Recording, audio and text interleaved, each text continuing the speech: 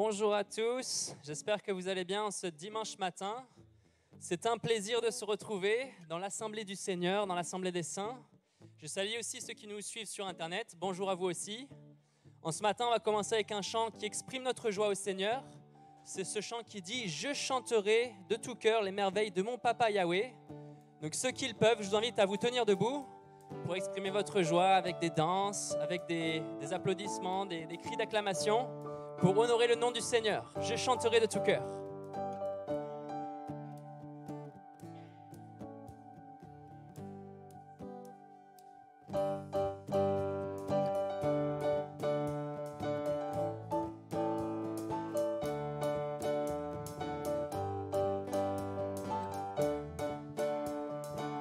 Je chanterai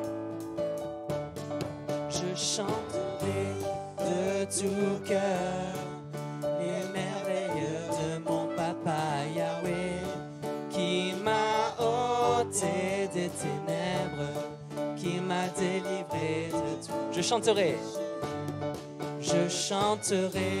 de tout cœur les merveilles de mon Papa Yahweh qui m'a ôté des ténèbres, qui m'a délivré de tout. Mon papa est fidèle. Mon papa est fidèle. Il ne m'abandonne jamais. Je n'ai plus rien à craindre, car Yahweh. Je suis dans la joie de tout votre cœur. Je suis dans la joie, une joie immense. Je suis dans l'allégresse, car je suis dans la joie. Je suis dans la joie, une joie immense. Je suis dans l'allégresse, car Yahweh m'a. Je chanterai de tout cœur les merveilles de mon Papa Yahweh qui m'a ôté des ténèbres, qui m'a délivré de tout. Je chanterai de tout cœur les merveilles de mon Papa Yahweh qui m'a ôté des ténèbres, qui m'a délivré de tout. Mon papa est fidèle, il ne m'abandonne jamais. Je n'ai plus rien à craindre. Je suis dans la joie. Allez, on sort les meilleurs pas de danse. Je suis dans la joie, une joie immense. Je suis dans l'allégresse, car Yahweh m'a libéré. Je suis dans la joie, une joie immense. Je suis dans l'allégresse, car Yahweh m'a libéré. Musique.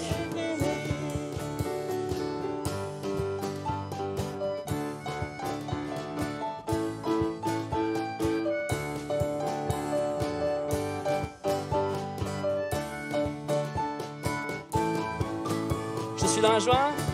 Je suis dans la joie, une joie immense. Je suis dans l'allégresse, car Yahweh. Je suis dans la joie. Je suis dans la joie, une joie immense. Je suis dans l'allégresse, car Yahweh. Car Yahweh m'a libéré, car Yahweh m'a libéré. Amen, alléluia. Gloire à toi, Seigneur. Je suis dans la joie devant toi, Seigneur, en ce matin. Alléluia. Amen. On va continuer avec ce chant qui dit « Même si les océans se déchaînent, même si je ne comprends pas ce qui passe, je peux trouver ma confiance en toi, Seigneur, parce que toi, tu es celui qui ne faillit pas. Tu es comme un refuge dans la tempête, Seigneur. Et je veux m'appuyer sur toi, Seigneur, même si la tempête se déchaîne autour de moi. Je veux m'appuyer sur toi, Seigneur, renouveler ma confiance envers toi, Seigneur, même si les océans se déchaînent. Alléluia. Même si les océans se déchaînent, je les traverserai avec toi.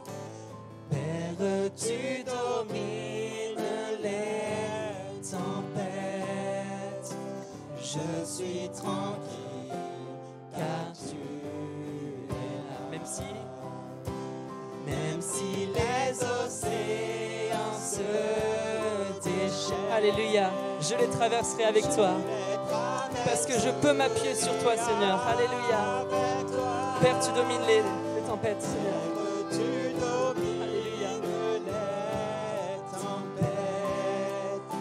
Je suis tranquille car tu es là. Abrite-moi. Abrite-moi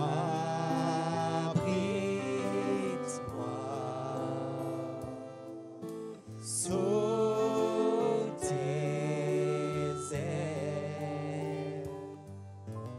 Couvre-moi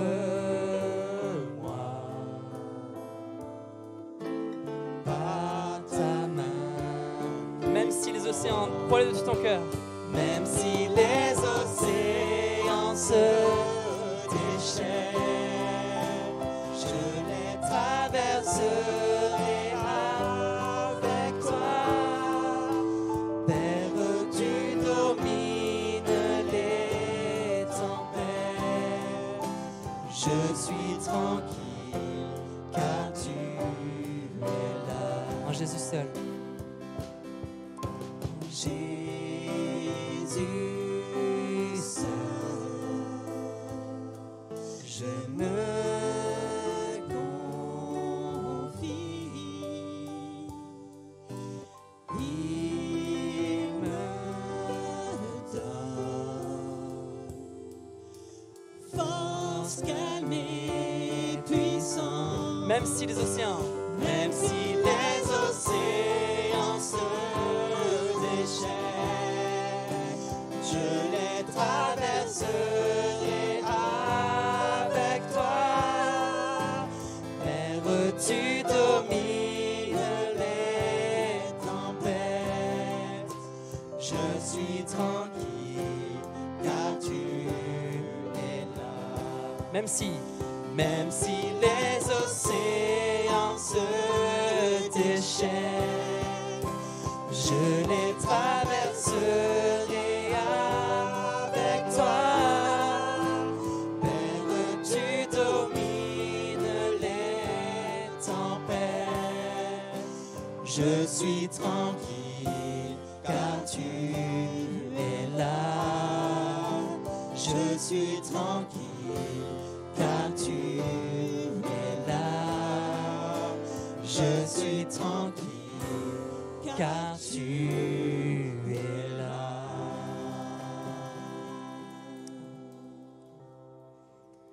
On va poursuivre avec ce chant qui, dans la même idée, qui nous rappelle que Dieu il est capable de faire au-delà de ce qu'on peut croire, au-delà de ce qu'on peut imaginer. Parfois, on passe par des moments qu'on ne comprend pas, des moments comme un divorce, comme une maladie, comme des moments où on est au pied du mur, on ne sait pas quoi faire. Comme le peuple dans le désert, le peuple d'Israël. Et je vous invite à vous rappeler que Dieu est le Dieu de l'impossible, qui peut faire au-delà de ce que vous pensez. Ce que tu crois qui est impossible, Dieu il est capable de le faire. Il peut faire même au-delà de tout ça. Donc je t'invite à placer ta confiance dans le Seigneur en ce matin. Ce Dieu de l'impossible qui est capable de faire au-delà de tout ce que tu crois. Dieu peut faire. Alléluia.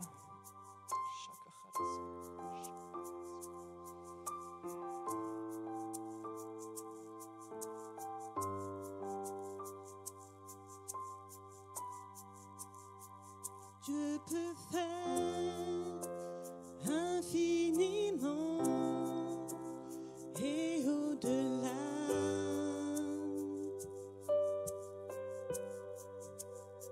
Plus que tout ce que nous demandons, oui,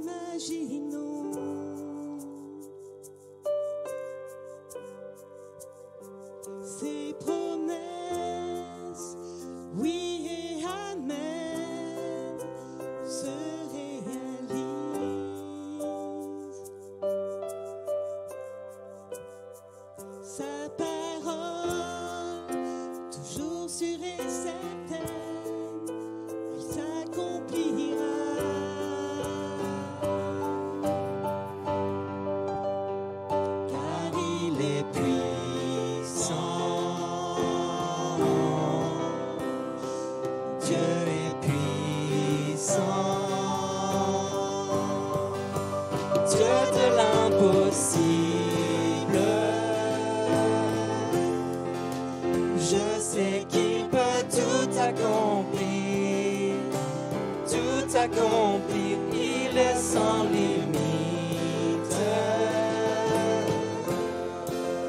En lui je peux tout accomplir, tout accomplir. Dieu de l'impossible. Dieu de l'impossible. Je sais qu'il peut tout accomplir, tout accomplir, il est sans limite. En lui je peux tout accomplir, tout accomplir. Dieu est grand, majestueux, il règne en roi.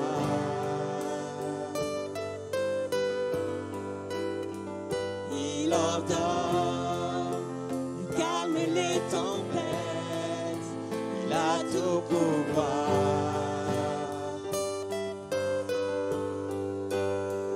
Par sa force incomparable, il nous soutient.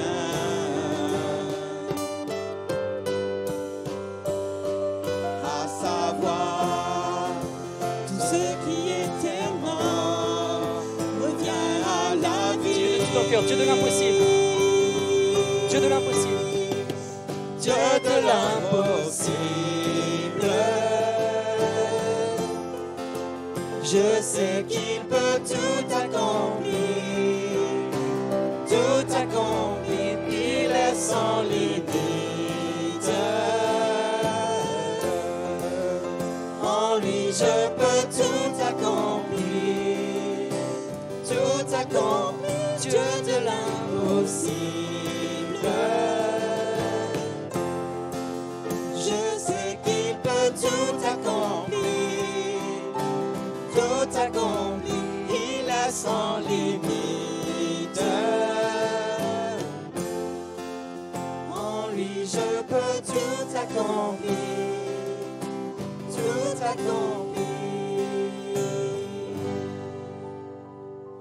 À lui soit tout l'honneur, puissance et force, louange et gloire à jamais. À lui soit tout l'honneur, puissance et force, louange et gloire à jamais. On va répéter, à lui soit tout l'honneur. À lui soit tout l'honneur, puissance et force, louange et gloire à jamais. À lui soit tout l'honneur. Une dernière fois. À lui soit tout l'honneur, puissance et force, louange et gloire à jamais. Dieu de l'impossible. Dieu de l'impossible. Je sais qu'il peut tout accomplir, tout accomplir, il est sans limite. En lui je peux tout accomplir, tout accomplir, Dieu de l'impossible. Je sais qu'il peut tout accomplir, tout accomplir, il est sans limite.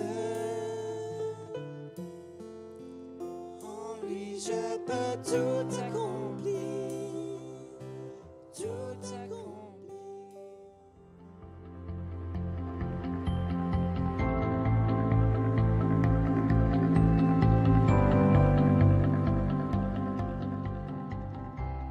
Bienvenue à tous.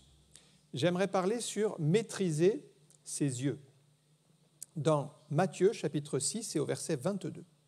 L'œil est la lampe du corps. En bon état, tout ton corps sera éclairé. Mais si ton œil est en mauvais état, tout ton corps sera dans les ténèbres. Si donc la lumière qui est en toi est ténèbres, combien seront grandes ces ténèbres? Amen. poursuivons une série de messages sur la vie spirituelle du disciple. Nous avons parlé de la nécessité de maîtriser sa langue, de maîtriser ses oreilles, et aujourd'hui, nous allons parler de maîtriser ses yeux. Alors, je ne sais pas dans quel état sont vos yeux aujourd'hui. D'après Jésus, ils peuvent être en bon état ou en mauvais état. Et selon l'état de nos yeux, les conséquences ne seront pas les mêmes. Nous devons faire une révision régulière de nos yeux, un petit peu comme quand on va chez l'ophtalmologiste pour vérifier notre vision. Eh bien, spirituellement, nous devons aller vers le Seigneur pour vérifier notre vision si elle est bien conforme à la parole de Dieu.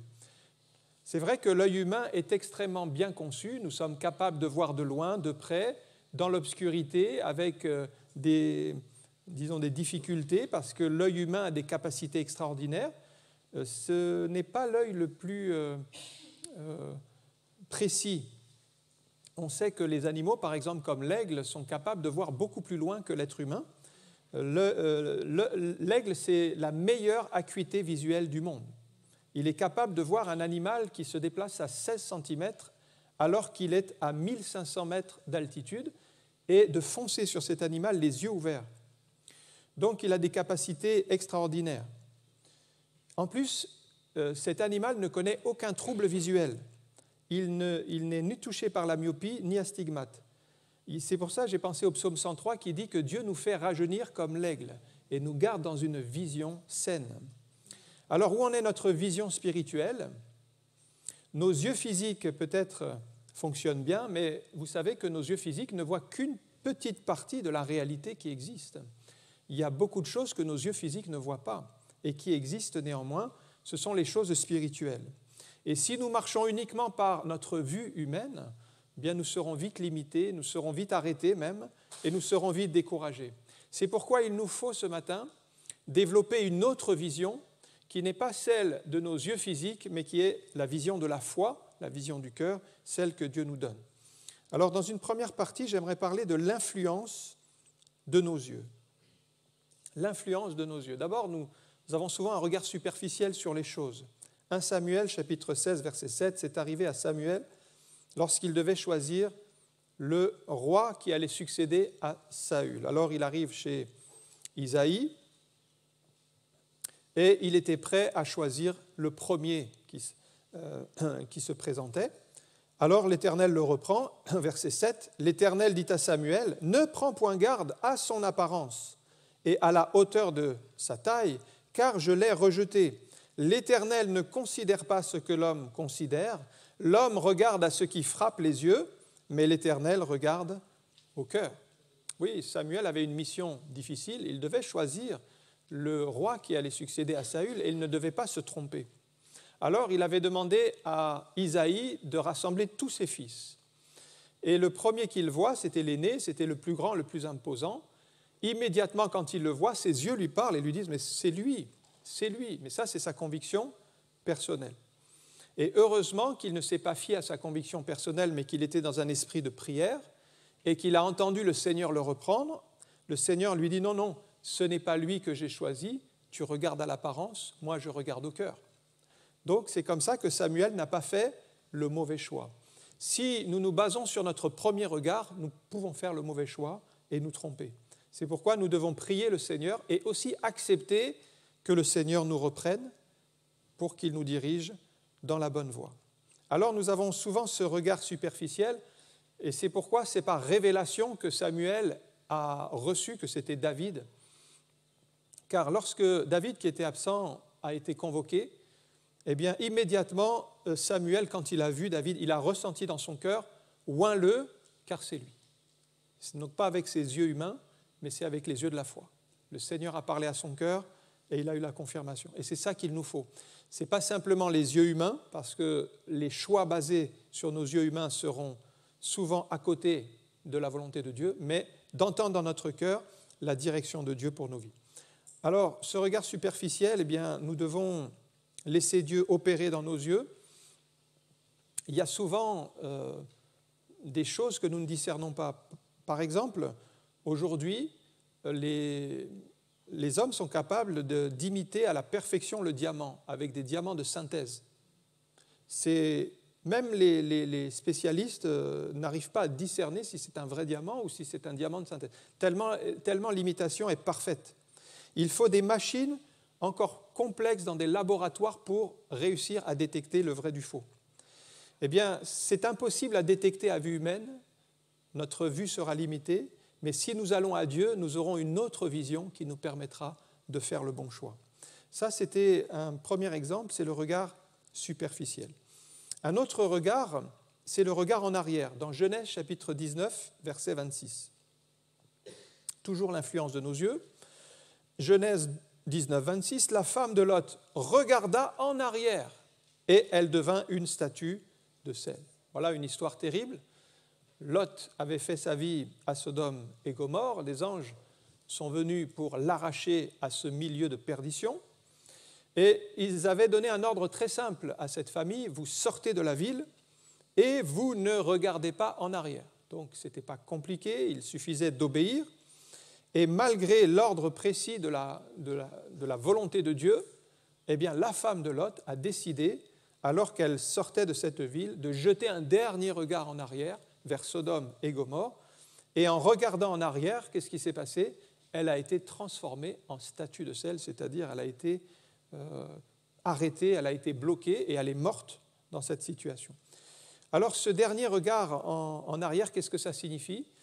Eh bien, dans le fond, ça signifie que la femme de Lot ne voulait pas vraiment quitter cette ville, qu'elle avait encore un regret de son passé et qu'elle nourrissait eh bien, ce désir de rester là-bas. Et ce problème-là, c'est le regret du passé. Et si vous regrettez votre passé, si vous êtes toujours sans cesse en train de dire « Ah oui, mais avant, c'était mieux, c'était ceci », eh bien, si vous regrettez votre passé, vous serez bloqué dans votre vie et vous n'avancerez plus. Parce que pour le Seigneur, il ne faut pas regarder en arrière. Luc 9, 62, c'est Jésus qui parle. « Quiconque met à la main la charrue et regarde en arrière n'est pas propre au royaume de Dieu. » Donc vous ne pourrez rien faire, vous ne pourrez pas servir Dieu, vous ne pourrez pas avancer, vous serez comme paralysé. Et c'est un peu l'histoire de la femme de Lot. Regarder en arrière, donc c'est quelque chose que nous devons bannir. Un autre regard, c'est celui vers les difficultés. Voilà une influence qui va nous bloquer. Dans le psaume 121, verset 1, « Cantique des degrés, je lève mes yeux vers les montagnes. » Et les montagnes, ça représente les difficultés. Le psalmiste dit « Mais d'où me viendra le secours ?» Alors, quand on regarde vers les montagnes, on peut s'inquiéter et dire « Mais d'où me viendra le secours? Comment je vais faire pour m'en sortir ?» Et c'est vrai que vu d'en bas, quand on regarde les montagnes, elles paraissent infranchissables, trop hautes, on n'y arrivera pas et on est découragé. Mais les mêmes montagnes, si vous prenez l'avion, vous les regardez de dessus, alors elles paraissent plus petites, mais ce sont les mêmes montagnes. En réalité, tout dépend de notre vision. Notre vision vue d'en bas, on est bloqué, mais vue d'en haut, c'est différent. Donc si on ne peut pas faire disparaître ces montagnes, au moins apprenons à les regarder dans le bon sens, le sens que Dieu veut, c'est-à-dire les regarder vus d'en haut. Un jour, il y avait un pasteur qui avait écrit dans son bureau un écriteau avec marqué « Regarde toujours en bas ». Regarde toujours en bas. Alors les gens étaient interpellés, mais pasteur, qu'est-ce que vous voulez dire? Regarde toujours en bas. On s'attend plutôt à regarder en haut. Et le pasteur a expliqué qu'un jour il a compris, tant qu'il était en bas et qu'il regardait en haut, il voyait les difficultés, mais il a réalisé ce verset que vous êtes assis avec Christ dans les lieux célestes. Et on est assis avec Christ dans les lieux célestes. Spirituellement, donc, on est en haut. Et si on est assis en haut, on peut regarder en bas. Et regarder les montagnes du haut vers le bas, eh bien, vous les voyez sous un autre angle. Alors, réalisons que nous sommes assis avec Christ dans les lieux célestes et gardons cette vision spirituelle des choses. Un autre verset, c'est Proverbe 27, 20, c'est le regard insatiable, un regard qui n'est jamais satisfait. Le séjour des morts et l'abîme sont insatiables. De même, les yeux de l'homme sont insatiables. Ça veut dire que le regard humain n'est jamais satisfait. Il cherche toujours des nouvelles choses. C'est vrai, on regarde, on veut voir encore, on veut découvrir, et tout le temps, et ça ne finit jamais. Et si vous cherchez à combler votre vie par les choses de la terre, bien vous serez déçus. Vous aurez sans cesse de nouveaux désirs qui ne seront pas comblés parce qu'on n'arrive jamais à atteindre tout ce qu'on veut. La seule solution, c'est de venir à Dieu qui vous donnera un nouveau regard, qui changera votre regard et qui comblera votre cœur. Après, quand vous verrez la création, vous verrez le ciel, par exemple, ou l'univers. C'est vrai qu'on n'en voit pas le bout. Mais quand vous voyez ces choses, en fait, vous voyez la main du Créateur. Quand votre regard est changé, vous voyez la main de Dieu à travers la création et vous êtes satisfait, vous êtes comblé parce que vous louez un Créateur qui est tout-puissant et qui vous a donné la vie et vous trouvez le sens de votre existence. Donc, le regard a changé, c'est Dieu qui le fait. Une deuxième partie maintenant, ce sont les causes de la baisse d'une vision. Qu'est-ce qui fait qu'on perd la vision ? Eh bien, la douleur, par exemple, dans Job chapitre 17, verset 7, première cause de baisse de vision, la douleur. Mon œil est obscurci par la douleur. Tous mes membres sont comme une ombre.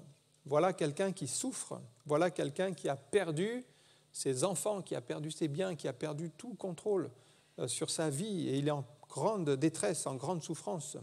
Alors c'est vrai, tant qu'on est en bonne santé, eh bien, notre vision, on va voir les choses sous un angle favorable, on va faire de nouveaux projets, on va s'engager. Mais quand on souffre, quand on est malade, quand on n'a plus d'espérance de vie devant, on n'a plus de vision devant nous, eh bien, les choses changent et là, notre œil est obscurci par la douleur et tout ce qu'on voit, en fait, est affecté par notre douleur. On est affecté dans notre vision, on n'avance plus, on est bloqué. La souffrance peut donc nous obscurcir les yeux. Et même spirituellement, quand on souffre, eh bien, on ne voit plus la main de Dieu à l'œuvre. On voit plutôt les attaques de l'ennemi, on voit les difficultés qui nous entourent, on voit les choses négatives de la vie. C'est pourquoi on a besoin de restaurer cette vision qui vient de Dieu, sinon on va être bloqué. Et de nous rappeler qu'au-delà de ce qu'on voit, le Seigneur est là. Par exemple, quand le ciel se couvre de nuages et qu'il fait sombre et qu'il va pleuvoir, alors on ne voit plus bien l'obscurité, on ne voit plus bien la lumière. Mais on sait que derrière les nuages, le soleil continue de briller toujours. Et cette vision-là, on l'a dans l'esprit, on le sait.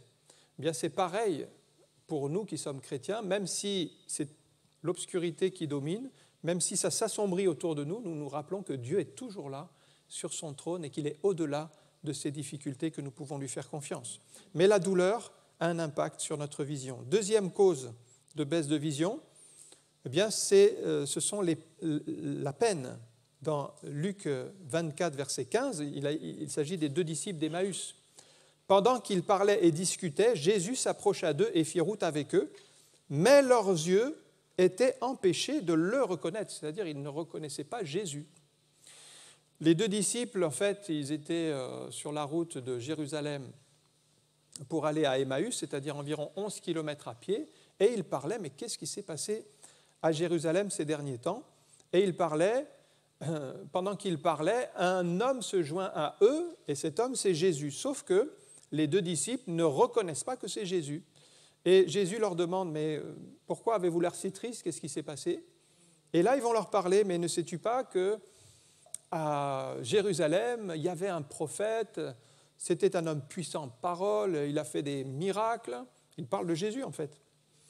Mais ils l'ont crucifié, et il est mort. Alors, ils disent, c'est vrai que des femmes ont dit qu'il était vivant, mais nous, on ne l'a pas vu. Et ils restent bloqués sur leur situation, leur vision négative, que ça aurait été bien si c'était lui le Messie, mais ce n'était pas le Messie puisqu'on ne l'a pas vu ressusciter.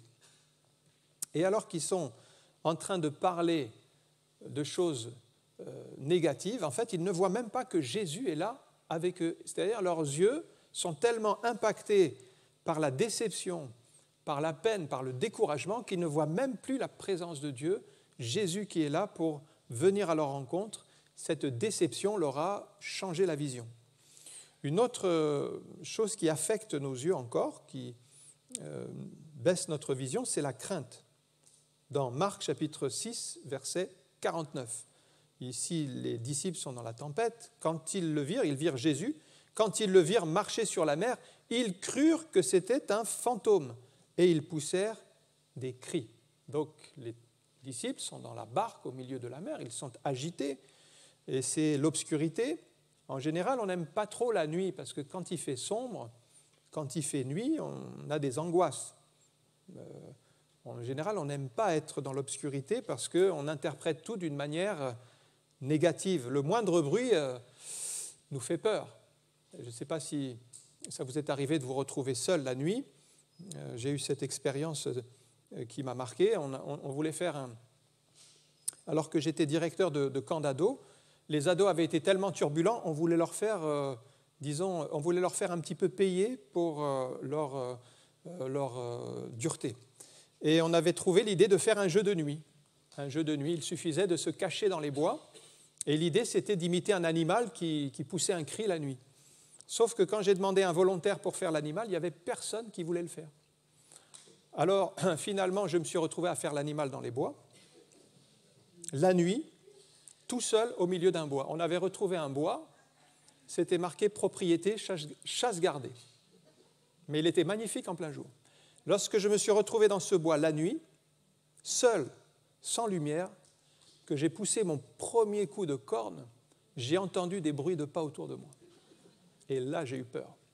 La peur m'a saisi. La nuit, vous ne comprenez pas ce qui vous arrive. Il y a des bruits qui sont là, mais c'est saisissant.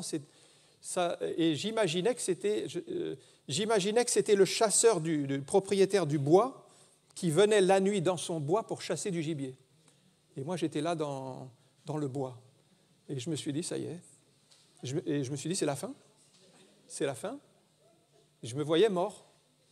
Et vous avez jamais entendu des articles, des gens qui ont été tués, le chasseur s'est trompé, il a tiré sur des personnes. Ça arrive tout le temps, ça arrive. Et je me suis dit, ça y est. Et je voyais les titres des journaux, un directeur de camp abattu dans un bois. Et je me voyais mort. Alors, j'ai jamais su qu'est-ce que c'était ces bruits de pas. C'était peut-être des animaux, mais il y avait des bruits de pas. Ce n'était pas les ados, ils n'étaient pas encore arrivés. Et je ne voyais rien, j'étais angoissé et mes yeux ne voyaient rien. Et ça, c'est terrible. Quand vos yeux ne voient pas, vous interprétez tous les bruits d'une manière négative. Alors, j'étais tellement heureux quand j'ai vu les ados arriver pour me retrouver. Parce que là, enfin, j'avais de la lumière. Et là, on a pu rentrer au camp. Et finalement, tout s'est bien terminé. Mais dans l'imagination, si vous êtes dans la nuit, vous allez interpréter tout d'une manière négative. Et là, c'est le cas des disciples. Alors que Jésus vient vers eux en marchant sur l'eau, qu'est-ce qu'ils voient? Ils ne voient pas Jésus, mais ils voient un fantôme. Et les fantômes, ça fait peur. Je ne sais pas si vous croyez aux fantômes. Moi, personnellement, je n'y crois pas. Mais par contre, des mauvais esprits, ça peut apparaître, ça peut se manifester. Et lorsque nous sommes dans la crainte, notre vision est tellement perturbée qu'on ne voit même pas Jésus, mais on va voir un fantôme. Donc, lorsqu'on voit les difficultés, on voit la tempête, on voit les problèmes, on voit presque des fantômes, alors qu'ils n'existent pas, mais nous ne voyons pas Jésus qui existe et qui vient à notre secours, qui vient à notre rencontre. Que le Seigneur nous ouvre les yeux spirituels pour que nous puissions voir le Seigneur venir à notre secours, mais on a besoin de son aide pour voir clair. Notre source de blocage par rapport à la baisse de vision, c'est maintenant la poutre qui est dans notre œil. Matthieu 7, 3, Jésus dit « Mais pourquoi vois-tu la paille qui est dans l'œil de ton frère et n'aperçois-tu pas la poutre qui est dans ton œil ?» Alors notre vision est tellement perçante pour voir les défauts et les difficultés chez les autres, mais pour nous-mêmes, on a une poutre dans notre œil qui fait qu'on ne voit pas nos propres problèmes. La poutre, c'est quoi? C'est notre orgueil, c'est notre manière humaine de voir les choses. La poutre, donc, limite notre vision sur nous-mêmes. Et par contre, on va voir la paille dans l'œil de notre frère. Alors la poutre, ça crée une vision faussée. On va se croire supérieur aux autres, on va les juger, on va les condamner, on va avoir une attitude orgueilleuse. Et si notre vision est déformée, vous ne pourrez pas aider les autres, parce que Jésus dit « Mais comment pourrais-tu enlever la paille de l'œil de ton frère, toi qui as une poutre dans ton œil ?» Donc, si cet œil est endommagé, vous ne ferez que des dégâts. Il est arrivé cette histoire à un couple qui avait un petit chien très agressif. Et ce chien était tellement agressif qu'il attaquait des chiens qui étaient toujours plus gros que lui. Et c'était un danger pour ce petit chien parce qu'il était blessé à chaque fois, il s'attaquait à des chiens beaucoup plus forts. Et au bout d'un moment, le couple l'a emmené chez le vétérinaire. Et le vétérinaire a remarqué qu'il avait un problème dans son œil et qu'en fait, il voyait tout en plus petit. Il a rectifié son œil, donc sa vision, il a fait une opération, et tout d'un coup, le petit chien est devenu tranquille. il a changé, il est devenu paisible. Lui qui était tellement agressif, qui se jetait sur les autres chiens, eh bien, il avait en tout cas une vision rectifiée et maintenant, il était tranquille. Alors que Dieu fasse cette opération dans nos yeux pour que nous soyons aussi paisibles et tranquilles et que nous puissions faire les choses qu'il veut. Maintenant, troisième partie, c'est comment Dieu veut ouvrir nos yeux. Dieu veut ouvrir nos yeux, on le voit avec Agar dans Genèse chapitre 19, Genèse 21, verset 19. Dieu lui ouvrit les yeux et elle vit un puits d'eau et elle alla remplir d'eau l'outre et donna à boire à l'enfant. Agar a été chassée avec Ismaël de sa maison. Vous savez cette histoire avec Abraham et Sarah. Sarah ne voulait plus d'Agar. Agar s'est retrouvée dans le désert avec Ismaël. Et là, il n'y avait pas d'eau et voyant sa mort approcher, elle ne voulait pas voir son fils mourir sous ses yeux. Et la Bible dit que Dieu a entendu la prière de ses deux bien-aimés et à ce moment-là, ses yeux se sont ouverts sur un puits d'eau. Donc, jusqu'à ce que Dieu lui ouvre les yeux, elle ne voyait que la mort, que la sécheresse et que la faim. Mais lorsque Dieu lui a ouvert les yeux, elle a vu des choses qu'elle ne voyait pas avant. Et ça, pour nous, ça nécessite une intervention de Dieu pour qu'il nous ouvre les yeux au milieu du désert pour que nous puissions voir sa grâce et sa main à l'œuvre. Ça, c'est le Seigneur qui va nous ouvrir les yeux. On parlait des deux disciples d'Emmaüs dans Luc 24 tout à l'heure, mais alors qu'ils étaient tellement découragés qu'ils ne voyaient rien, il y a eu une opération du Seigneur dans Luc 24, verset 30. Pendant qu'ils étaient à table avec eux, Jésus prit le pain et après avoir rendu grâce, il le rompit et leur donna. Alors leurs yeux s'ouvrirent. Vous vous rappelez qu'ils ne reconnaissaient pas Jésus. Mais là, leurs yeux s'ouvrirent et ils le reconnurent. Et il disparut de devant eux. Jésus ne voulait pas que ses disciples restent là, en train de se rappeler du passé, de dire des choses d'autrefois, mais dans une vision d'échec. Il leur a expliqué les Écritures, il a rompu le pain et il leur a ouvert les yeux pour qu'ils voient maintenant le Seigneur. Alors le discernement leur est revenu et eux qui étaient tellement dans le chagrin et dans l'abattement, ils ont été transformés par Dieu de sorte qu'ils sont retournés avec cette nouvelle vision et la Bible dit qu'ils sont allés voir les autres disciples et les ont encouragés en disant « Le Seigneur est vraiment ressuscité » et ils avaient changé d'attitude parce que le Seigneur leur a ouvert les yeux. Que le Seigneur aussi nous ouvre les yeux sur les réalités spirituelles. Les païens aussi donc, ont les yeux fermés. Dans Acte 26, verset 17, il faut qu'ils ouvrent les yeux. C'est une parole qui s'adresse à Paul. « Je t'ai choisi du milieu de ce peuple, c'est-à-dire le peuple juif, et du milieu des païens, vers qui je t'envoie, afin que tu leur ouvres les yeux pour qu'ils passent des ténèbres à la lumière, de la puissance de Satan à Dieu, et pour qu'ils reçoivent par la foi en moi le pardon des péchés et l'héritage avec les sanctifiés. » Paul reçoit une mission importante de la part de Dieu, c'est-à-dire que ceux qui ne sont pas encore chrétiens, ils sont aveugles spirituellement. Et il leur dit, je t'ai envoyé vers ce peuple, tu vas leur prêcher la parole de Dieu, tu vas leur annoncer l'évangile, afin de leur ouvrir les yeux. C'est vrai que les yeux naturels fonctionnent bien, mais les yeux spirituels sont fermés. Et c'est ces yeux-là qu'il faut ouvrir. Pour recevoir Jésus, ce sont les yeux spirituels. Un peu comme Nicodème, quand Jésus lui explique, si tu ne nais de nouveau, tu ne peux pas voir le royaume de Dieu. Tes yeux sont encore fermés, tu es encore aveugle. Mais quand tu nais de nouveau, tu acceptes Jésus dans ta vie, alors tu peux voir. C'est une nouvelle vision. Tu verras le royaume de Dieu. Comment faire pour ouvrir nos yeux spirituels ? Eh bien, nous pouvons prier le Seigneur afin qu'il nous aide et par la foi de voir les choses invisibles, mais cachées aux sages et aux intelligents, mais que Dieu révèle à ses enfants. Alors, que devons-nous faire de nos yeux ? Une dernière partie. Donc, quatrième partie, que devons-nous faire de nos yeux ? Jésus est radical, il dit qu'il nous faut les arracher. Matthieu chapitre 5, versets 28 et 29. « Mais moi, je vous dis que quiconque regarde une femme pour la convoiter a déjà commis un adultère avec elle dans son cœur. Si ton œil droit est pour toi une occasion de chute, arrache-le et jette-le loin de toi, car il est avantageux pour toi qu'un seul de tes membres périsse et que ton corps entier ne soit pas jeté dans la géhenne. Jésus nous demande ici de traiter nos yeux d'une manière radicale, c'est-à-dire de les arracher spirituellement. Ces yeux qui sont pour nous une occasion de chute, qui nous entraînent dans le péché, eh bien, de les supprimer, de les enlever, afin d'avoir les yeux que Dieu veut. Et si on regarde la parole de Dieu, on voit que beaucoup de croyants ont chuté à cause de leurs yeux. La première, c'est Ève. Elle a chuté lorsqu'elle a vu que l'arbre était bon à manger.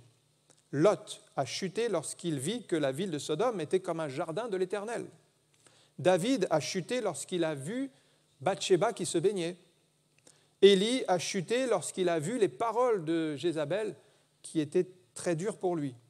Et puis Pierre a chuté lorsque, dans la tempête, il a vu la tempête plus puissante que Jésus, il a quitté Jésus des yeux.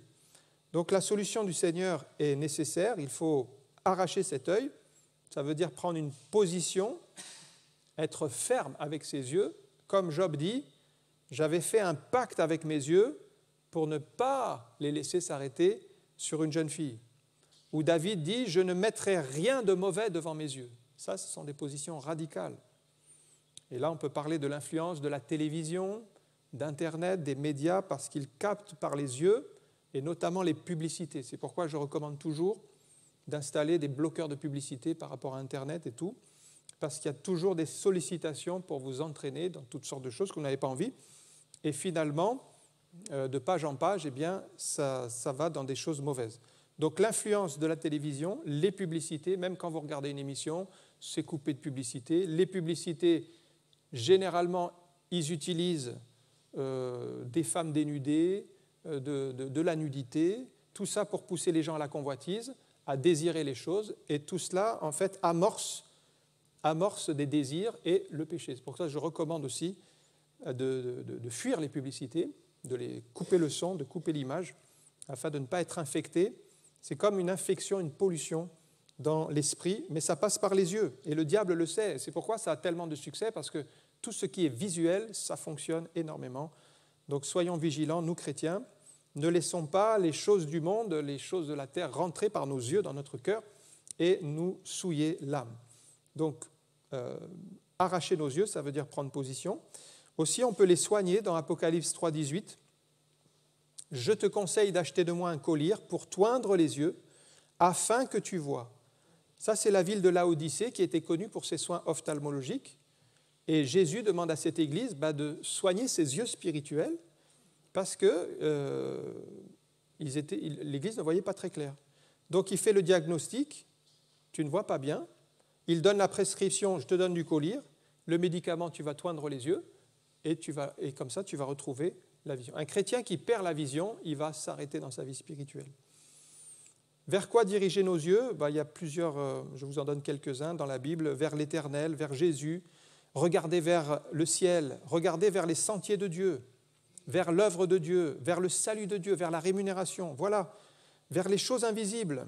Voilà où nos yeux doivent être canalisés, parce que naturellement, nous n'allons pas dans la bonne direction et nous devons diriger nos yeux vers Dieu. Alors, ne nous laissons pas conduire par nos yeux, mais laissons Dieu diriger nos yeux afin de regarder dans la bonne direction. On peut aussi prier. Il y a beaucoup de prières concernant les yeux. David dit « Ouvre mes yeux pour que je contemple ta loi ». Prions quand nous lisons la Bible que Dieu ouvre nos yeux spirituels pour saisir les vérités. Ailleurs, il dit « Donne à mes yeux la clarté afin que je ne m'endorme pas du sommeil de la mort ». Ses yeux sont obscurcis. Il prie le Seigneur « Seigneur, donne-moi la lumière ». Élisée prie pour son serviteur qui ne voit que les chars ennemis et les chevaux. Et Élisée prie pour lui, ouvre ses yeux pour qu'il voie. Il y avait les chevaux de l'Éternel qui étaient là. Prions le Seigneur qu'il nous ouvre les yeux. Paul prie pour les Éphésiens, que Dieu illumine les yeux de votre cœur, afin que vous voyiez l'espérance qui s'attache à son appel, la richesse de la gloire de son héritage, l'infinie grandeur de sa puissance. Mais Paul prie, Seigneur, il prie pour les Éphésiens, que Dieu illumine les yeux de votre cœur.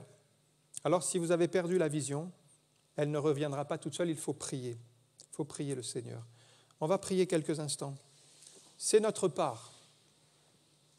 Alors, on doit développer une autre vision. On a parlé de cette vision naturelle qui est propre à tout être humain.